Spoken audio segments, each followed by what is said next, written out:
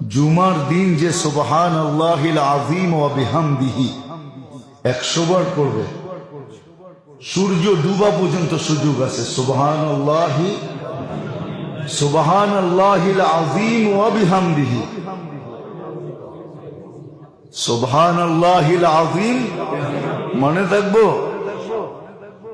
সে 1 লক্ষ নেকি পাবে, তার মা বাবা 12,000 করে পাবে।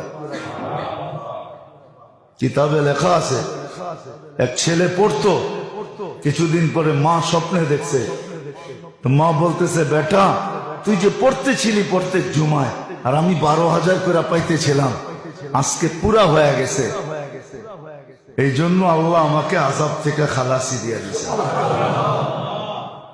আমাদের পড়া উচিত সুবহানাল্লাহিল আযীম, মনে থাকবে? হ্যাঁ।